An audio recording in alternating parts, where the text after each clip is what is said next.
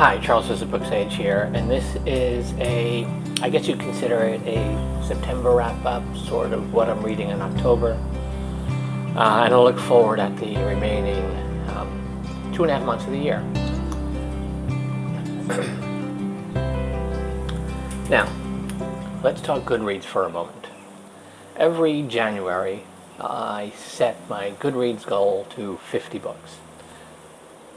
As I've been doing this for the past couple of years since I've been on BookTube, and I haven't hit it yet. Now, I think right now, as of, I think it's October 26th maybe,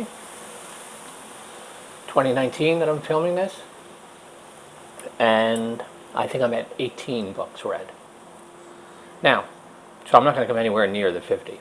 However, I'd say 90% of those 18 books are giant, door-stopping, epic tomes, epic fantasy books. There was the last 4 or 5 books of The Wheel of Time, my reread of A Song of Ice and Fire, which I'm still in the middle of right now. So, page-wise, there's a whole hell of a lot. So it wouldn't surprise me if my page count for 2019 is at least the same as it was in 2018 or 2017, even though the amount of books will be smaller. Not that it really matters, I guess. But just a quick recap of what I've read recently.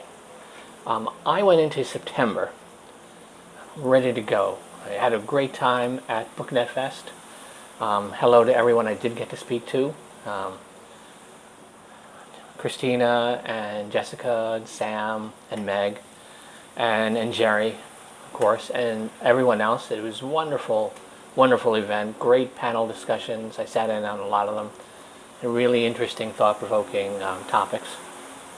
And there were a whole hell of a lot of you whose channels I watched that I didn't get to say hello to.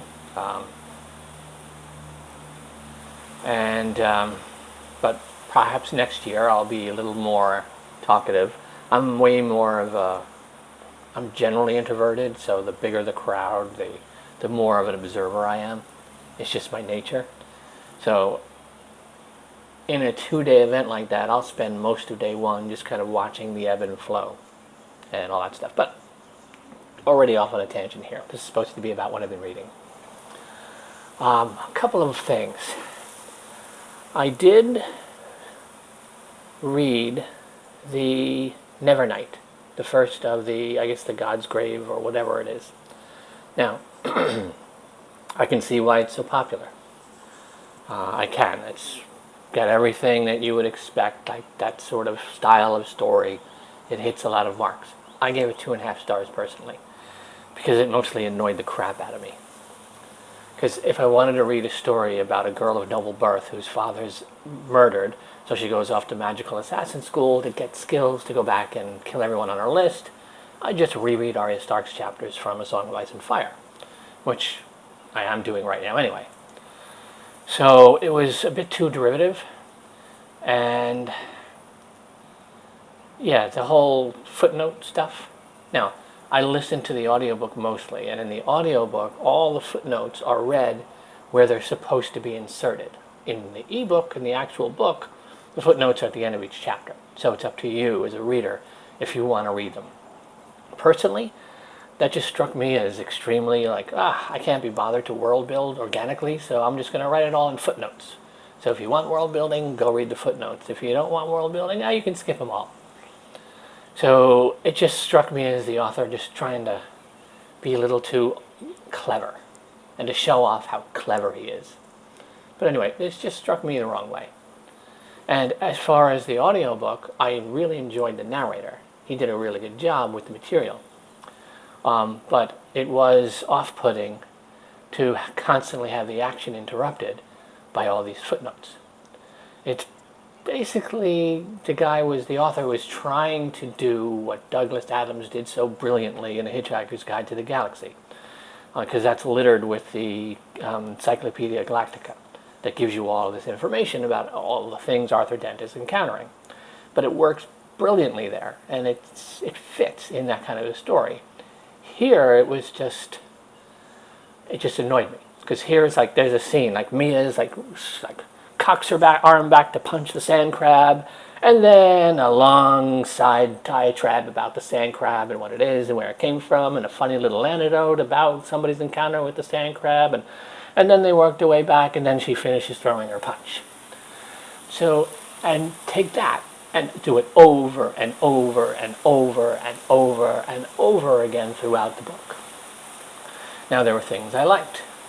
The dark power things and this sort of shadow cat that's not a cat. That stuff, really interesting. And the really interesting stuff we got the least of. Because I guess it's part of the mystery that will unfold over the 3 books, blah, blah, blah. But, and I can't remember his name at the moment, but the Lord, I'm just going to say Cassius. I don't think that's his name. Right? Who's someone like her. And it's like, what was the point of that guy? Anyway, I don't want to do any spoilers or anything, but in fact, I do want to do one spoiler. And I'll put the word spoiler on the screen here for someone who hasn't read the book yet. So you can mute, and then you can unmute when the word spoiler goes away. Okay. The scene in the hall, the swordmaster, and she uses her powers to plant his feet on the floor so she can nick his cheek.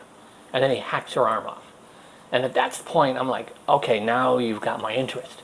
Because we know, because the story is being told by a narrator, we know it from the very beginning, she's this famous assassin. So I'm like, okay, how does she become a famous assassin with only one arm? It's like, that's going to be quite an interesting story. You've piqued my interest, finally. Very next page, she wakes up and her arm's back on. So I'm like, not only is she in the House of Black and White, it's if the House of Black and White was Hogwarts. And it was like, what a gyp. What a total gyp that was. It's like, yeah, it really just annoyed the hell out of me. Anyway, spoilers over. Okay. So that was Nevernight. I do own the other 2 books on audio, on Audible. I used my free credit each month to get those because there's no discounted Audible price for those books when you buy the ebook. So I just used my freebie to get the other 2. So I will give them a listen because there were certain elements, like I'm intrigued by the not a cat to see where that's going and what's the point of him. And so, but we'll see. Hopefully the second book doesn't annoy me as much as the first book. But again, I do see why it's as popular as it is. It just didn't work for me. Let's see. September, I had every intention of participating in SFF 180's Space Opera September. Built a whole TBR for it. Had every challenge that he created worked out so I'd achieve every level. I had 5 books that would cover all the challenges.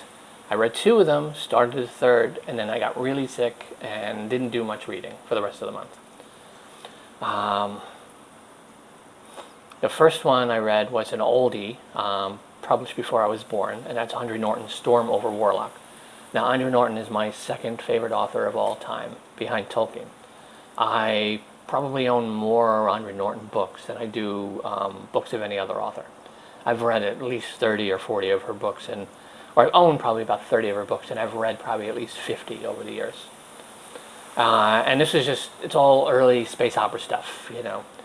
It's Terrans, they're colonizing these uninhabited worlds, and there's this sort of bug-like Throg creatures coming behind them, trying to take the planets away, that kind of stuff. So in this Storm over Warlock, it's the first book in her sort of, I guess, Forerunner series. And the very first page, it opens up with the Terran base being wiped out by the Throgs, and this guy's the only survivor. And that's like the first paragraph, so no real spoiler. And it's him, what he does to try to survive and figure out a way to, 1, get off the planet, and 2, warn the colony ship that's on its way. But fun, just good old-fashioned fun stuff. And the second book I read was Falling Free, I think it's called. My first read of Lois McMaster Bujold's Vorkosigan saga. I've decided it's finally time to tackle that series, and I'm going to read them in just timeline chronological order, not publication order. And Falling Free is the first novel in the timeline. It takes place, I think, a couple hundred years before the main storyline.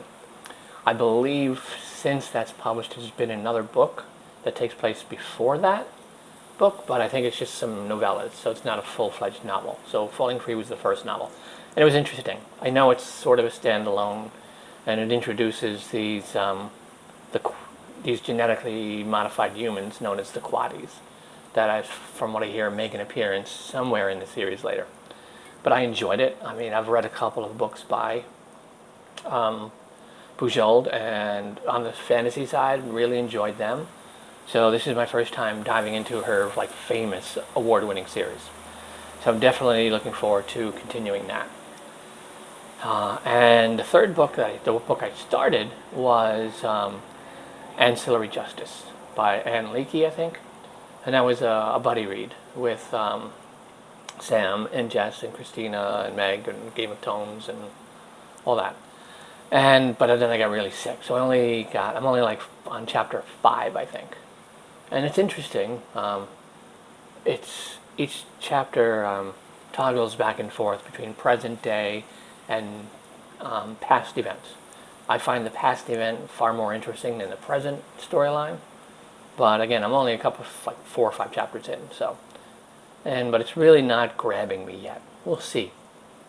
I'll get back to it. I don't know if I'm going to get back to it before the year's over, because I have other reading priorities.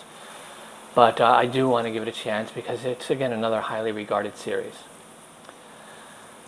So, yeah. Hi, this is Future Charles. Basically only a few minutes later than the video you were just watching. I completely forgot that there's the built-in timer on these cameras. I actually have an old Fuji X-T1 that I've started, using as my vlogging equipment. It's not really a vlogging camera. And when I have it set to 1080p, it has like a 14.5 minute time limit.